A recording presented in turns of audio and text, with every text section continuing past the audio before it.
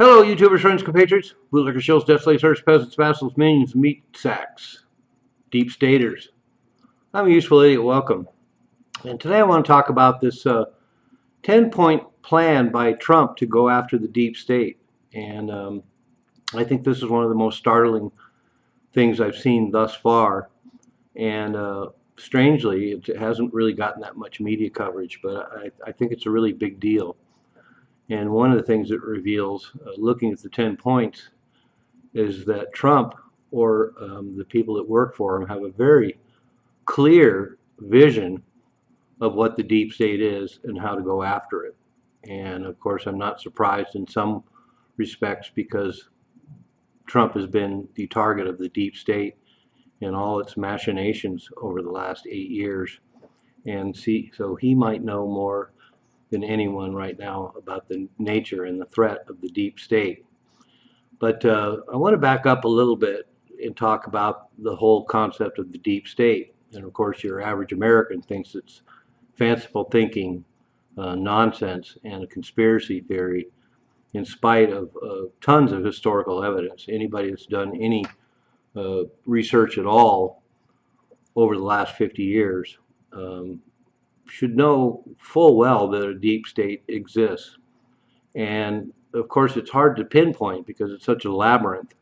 And a number of players have been pointed out over the years, like the Trilateral Commission and the Council of Foreign Relations and the Club of Rome, and all these players that people have identified as possible centerpieces of the deep state. But of course, the deep state, by its very nature, is deep and broad. And because it's buried in the apparatus of the government in general, it's really hard to nail down and identify what is going on.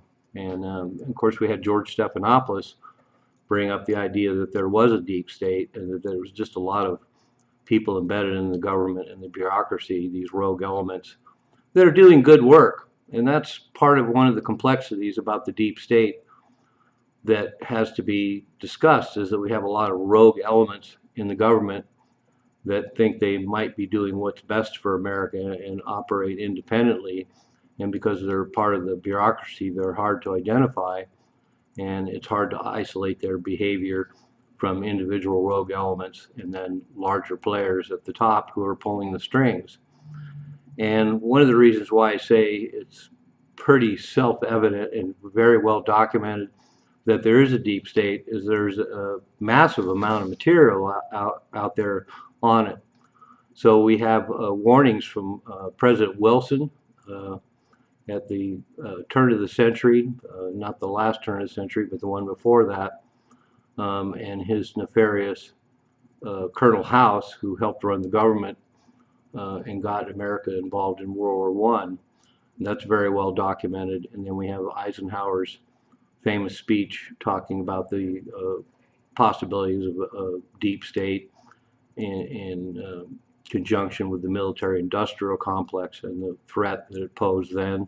We have John F. Kennedy giving a famous speech just prior to his assassination, talking about secret societies that operate and pose a threat.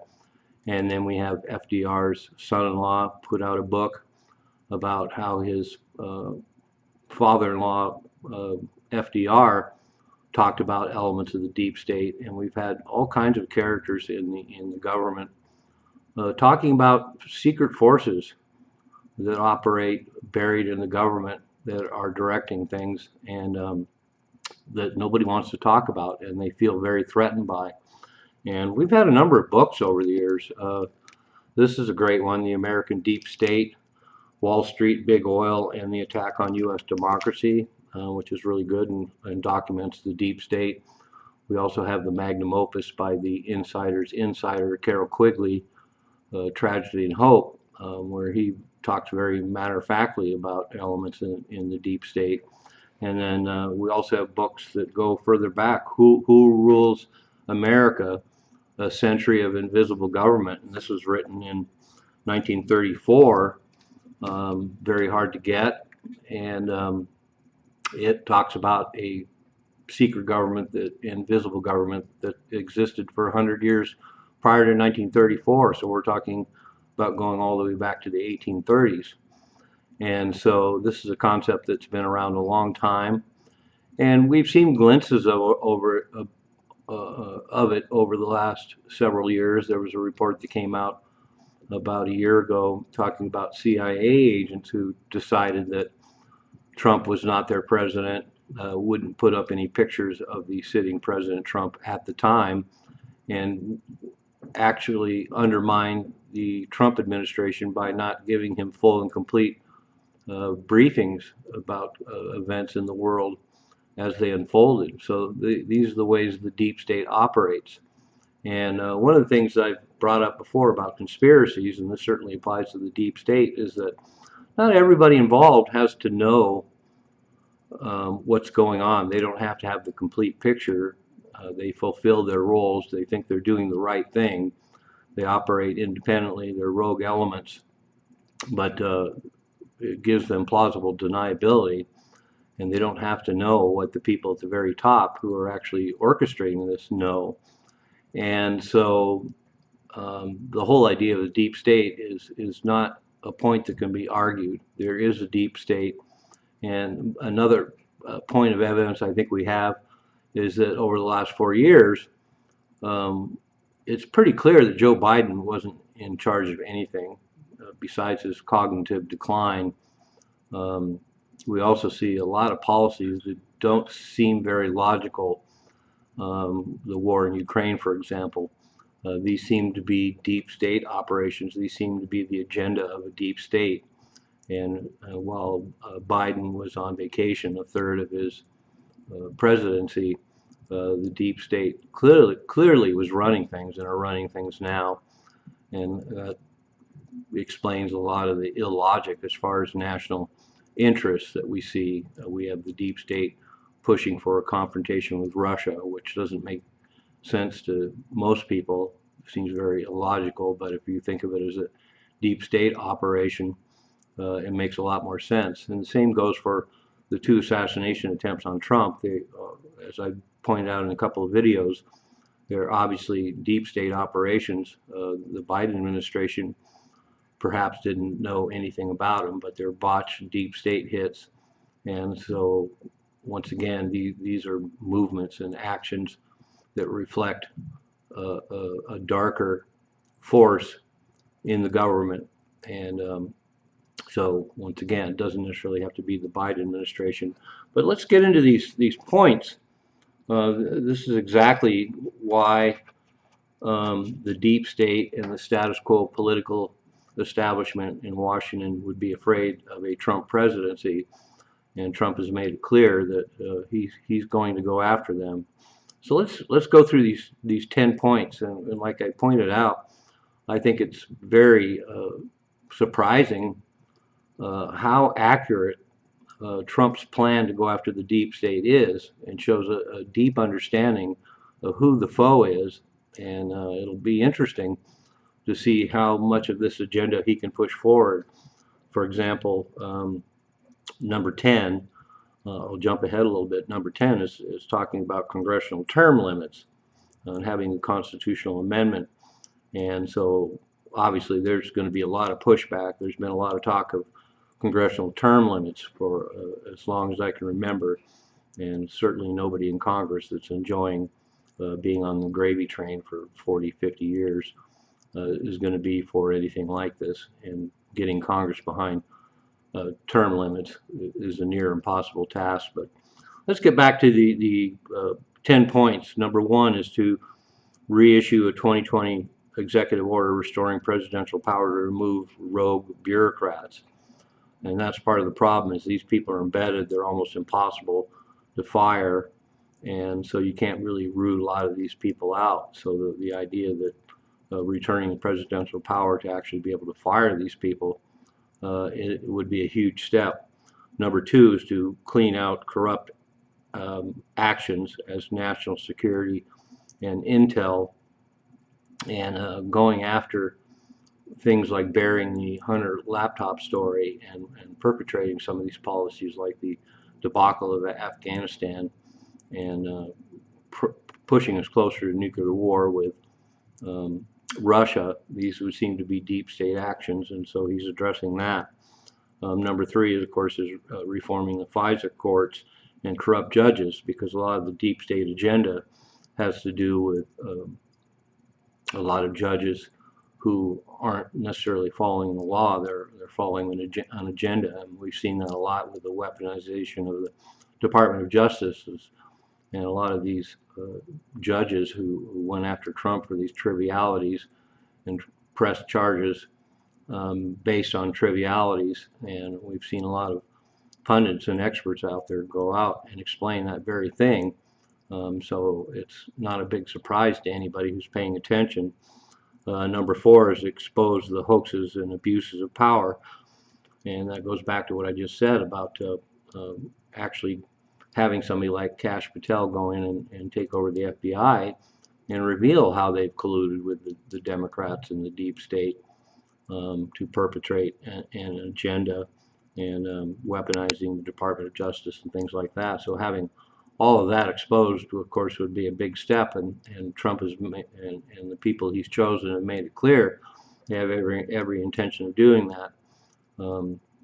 So being able to open up a lot of material that's been redacted and classified and airing out the dirty laundry would be a huge step, revealing to the American people what's actually been going on.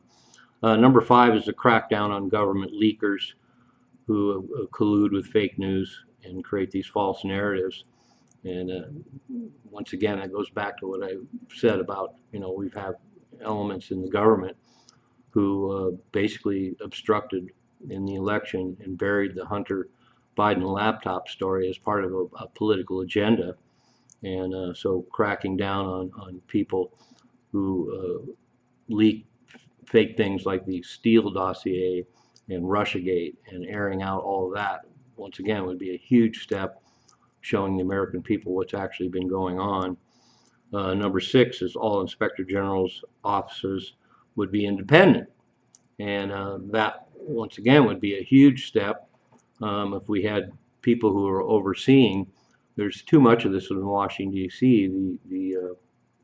The wolves overseeing the sheep, and the people they're supposed to be regulating, they get all too cozy with. And we've seen that time and time again. So actually having them independent and regulators and overseers outside of the government apparatus would be a huge step. Number seven, ask Congress for an independent auditing systems to monitor intel agencies. And that's another huge step. If a lot of these intel agencies didn't have so much immunity and were able to bury so much material, once again, if the American public learned of how these abuses have happened and exactly how they happen, it would be a huge step. And of course, this Droge organization that Trump is talking about and has assembled is a huge part of that, being able to audit these intel agencies, being able to actually truly audit the Pentagon budget would go a long way in exposing all these systems of bribery and graft and corruption and these political agendas. And number eight, move parts of the bureaucracy outside of the Washington, D.C. area. And that's a great example. For example, during this last election, 95% of the people in Washington, D.C., all these government workers, 95% of them voted for Kamala Harris. And so it's very cozy if they're all together in Washington, D.C. in one place for this deep state and this invisible government to operate. And if that whole cozy relationship was broken up and a lot of these bureaucratic elements were moved outside of Washington, D.C., there would be some big changes. And then number nine, ban federal bureaucrats from taking jobs at the companies that they regulate. And that's something I already talked about. And once again, that's a huge step, this whole revolving door between Washington, D.C. and all these members of Congress eventually ending up in lobbying jobs. So during their tenure in Washington, D.C., of course, they're going to be looking out for the interests of the companies they want to work for. And every time they make a move to restrict this process, there's loopholes. For example, they can just not designate them as lobbyists. They can just hire them as consultants, just change the title. Also, a lot of these congressmen are virtually already on the payroll.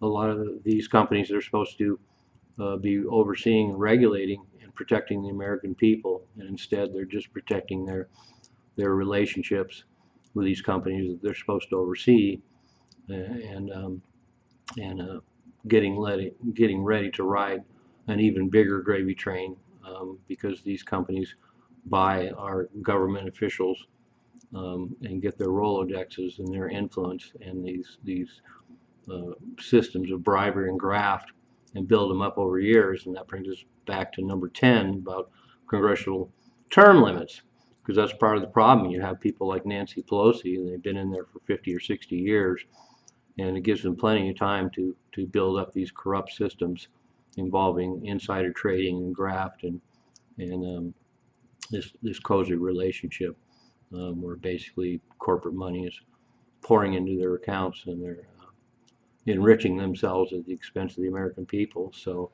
anyway, there we have it.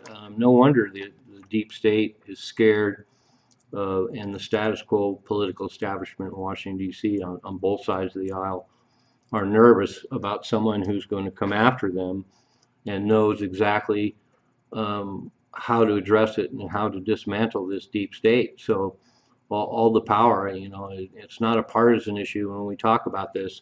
All Americans would benefit, no matter what their political persuasion is, by some of these moves by Trump, including this idea of dismantling the deep state.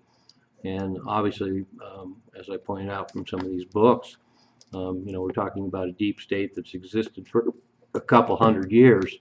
It's pretty ingrained, and this is the first time that, in my memory, that anyone has actually gone directly after them. So, wow.